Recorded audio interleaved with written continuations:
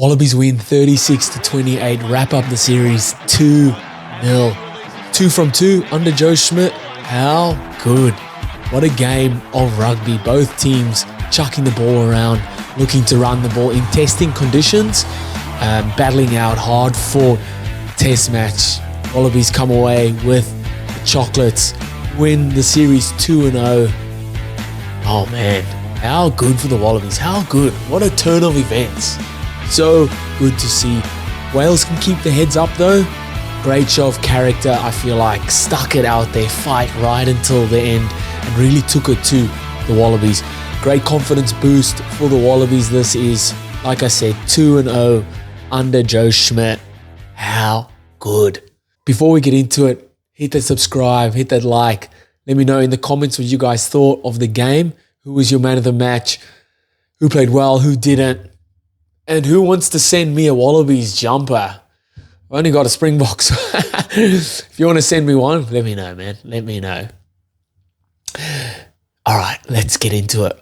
So for sticking on the Wallabies first, I said before the game and in the preview, Tom Wright, Filippo Dongunu, and Andrew Kellaway need to get their hands on the ball early and really assert themselves on the attack front. So inject themselves into the back line, get their hands on the ball early, really lead the way with attack. And did they not? How good, man. That length of the field try also just shows, you know what I see in this? Okay. So the ball's back, it's back on the right on the Wallabies line. It's literally, this was a 100-meter try, or however long the rugby field is supposed to be. This was the full length of the field try. Kellaway gets the ball. He's 5 meters from his line. He looks up.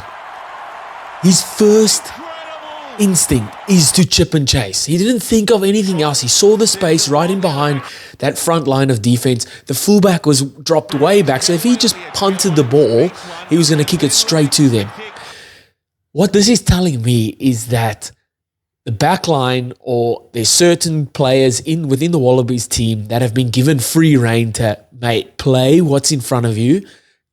Play on instinct. Whatever you see, go for it and back yourself.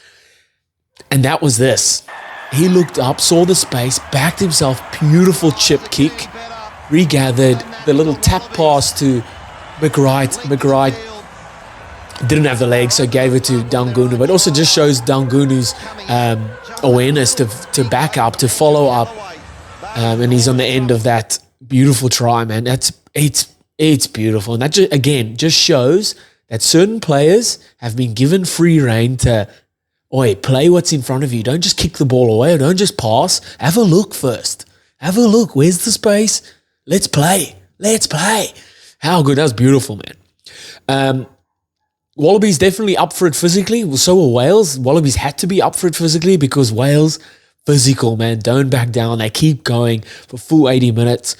And it's a really good game to watch. Even though the weather came pissing down in Melbourne, guys were just throwing the ball around. And it wasn't just throwing the ball around. It was balls going to hand. It was good offloads, good skill set from both teams. And it was great to watch. I didn't think Wallabies stretched Wales a few times on attack, and they were patient with the ball. They build phases, so there's plays off 9, plays off 10, building, like coming around the corner, not throwing a stupid pass, not throwing a little chip kick, not throwing a stupid offload, showing that patience on attack and showing maturity in this Wallabies squad that they haven't shown for a very long time. So it's very, very good to see. Jake Gordon's try, man, he's just ever present, and he was throughout the whole Super Rugby season. He's always picking up the little scrap balls, catching intercept here and there. His awareness on where he thinks the ball's going to be, and he's like 80% of the time he's right. Very, very smart player. Showing again the box kick, beautiful execution. Jake Gordon's box kick, followed it up, loose ball, little kick through, collects and scores. And just shows that the tactics of the box kick that they've brought in, and the execution of that precision of those box kicks, and how their players, the Wallabies players, can put the opposition under pressure like that, and with a perfectly weighted kick, you can, and it showed. Cameron Winnett coughed it up there, and Jake Gordon went on to score. Wallabies also show that they can get down and dirty, knuckle down, and do the tough stuff, rumble the mauls, rumble the pick and drives, strong at ruck time, strong with the physicality, grinding out meters, especially with Alan Alatoa's try. It was good to see. And just overall as well, on the defensive side, there's a lot of times where they had to defend more than 9-10 phases, and they did that really well. Great result for Wallabies. Good confidence boosting for them and for the squad and for the coaching staff and for Wallaby or Rugby Australia, really. Off the back of what happened last year at the World Cup, man, this is really good to see and very promising. So well done to all involved. Joe Schmidt, done well. He only had the squad for 2 weeks and has done really well. My standouts for the Wallabies, obviously Daungunu. Like I said in the preview, these guys need to get their back three, Wallabies back three, need to get their hands on the ball early. And he did just that. And in his second try as well, I thought that was fantastic. Following up a kick similar to Cheslin Colby in the first test, the Springboks and Ireland, following up those penalty kicks where the players try and keep the ball in, they tapped it in, and just awareness, man, and just reacting off stuff like that. And you get rewarded sometimes. And look there, scored a double. How good. And then I'd say the forward pack of Wallabies really knuckled down and strong. The front row strong as well. Alatoa come on. Kalea, when he came on as well, strong scrums. Good to see. It's been a long time since Wallabies have had a strong pack of forwards that want to get down with the dirty stuff and get physical and be in your face. So it's really good to see. On to Wales. Man, knuckled down, kept that typical Wales grinding game. Yes, they didn't win in the end, but they gave it a full, proper crack. And credit to them, man, because they've lost that many players over the past few years. They're really in a rebuilding phase, trying to figure out combinations, trying to see who's the right guys for certain spots. They lost Aaron Wainwright leading up to this game, who's their biggest ball carrier. But their other guys stood up, man, especially in the forward pack. Stewie Lake stood up. I thought Plumtree was outstanding. Botham was really good as well. And they just played to their strengths, I feel like. Up front with the mauls, they scored 2 maul tries. Beautiful, man. That is such an attacking threat. You 10, 15, or 5 meters out from the line, and you're trying to defend that, you know that this team has got a good maul. So what, do you try and go up and steal the ball at the line out, or do you wait for them to land and then try and counter the maul? Because the thing is, if you try and go up and try and steal the ball at the line out and you don't steal the ball, you are bargained, because they're just going to maul straight through you. Then you're not set to try and counter that. But if you wait to counter the maul, they can then, you can try your best there because they're really good at their maul, or they don't, and they just play, they do like a dummy, a fake maul, and play another variation off it.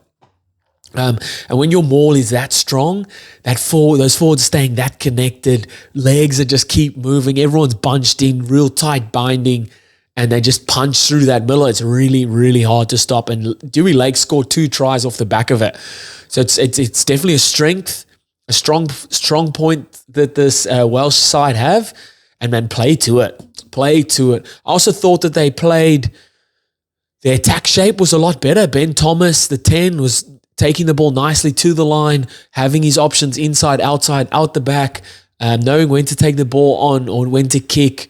They were throwing a little bit more attack shape at the Wallabies, and it was good to watch, man. Even though it was raining, like I said, still skill set on show. It was really, really good to watch. I thought both teams gave away really soft penalties either way, and straight after scoring points. So they'd score points, they'd score a penalty or score a try, receive the kickoff, and then give away a penalty, and then the other team would score straight away, whether it's another 3 points or score a try. So they kind of cancel out their points that they've just scored. And it's coach killers, man. That your exit from after scoring points is the most important part almost of the whole game. And so many teams struggle with it, whether they knock that ball on or give away an easy penalty or don't exit out far enough, and you're straight back in on the defense, on the defensive. And man, don't this Welsh side just love the tough stuff. I think for Williams' try, it was 13 or 14 phases. I was busy writing down notes saying, wow, this is really good defense from the Wallabies. And then Wales just kept coming, knew when to take it wide, and Williams scored. And that was beautiful, man. It just shows their patience with ball in hand, ability to knuckle down, execute their little plays, those little pick and drives, the little one outs off the 9. It sounds like it's basic and simple and easy, but that many times people knock the ball on or lose the ball at the ruck, don't place the ball nicely, and the play just fizzles out. But they just kept going. And this is where I say this Welsh side, there's definitely something there. Can we talk about Rio Dyer's try quickly? Holy shit. Man gets the ball, he's on the touchline, hugging the touchline. He was pointing before, he pointed to whoever passing the ball, he's like, no, go inside. Anyway, they threw him the ball. He thought, oh shit, I can skin this guy. Skins, I don't know who it was. 1-on-1 with Noel Lolesio, drops the shoulder, oompa, runs over the top of him and scores in the corner. Let's go. Rio Dyer's not the biggest boy. He's not the biggest man, but show a bit of that, what your speed and a little bit of technique can do. Drop the shoulder, kind of use the ball to drop the shoulder and scored in the corner. Beautiful, beautiful try. So Wales didn't get the result, but man, they can keep their heads held high. Really strong performance. Tough bastards, man. Willing to go the length of the game. And that's stuff you can't coach, man. So well done to the Welsh team. My standouts for them, Dewey Lake, fantastic. Proper captain's knock. 2 tries off the back of strong mauls. Good with ball in hand. Good carries. Really leading by example. And then I thought Ben Thomas was good. Good option taking. Good kicking off the tee as well. And that's it. Well done to the Wallabies. Good job to Wales Rugby. Let me know in the comments what you guys thought of the game. Who was your man of the match? Who did well? Hit that subscribe, and I'll see you next time. Bye.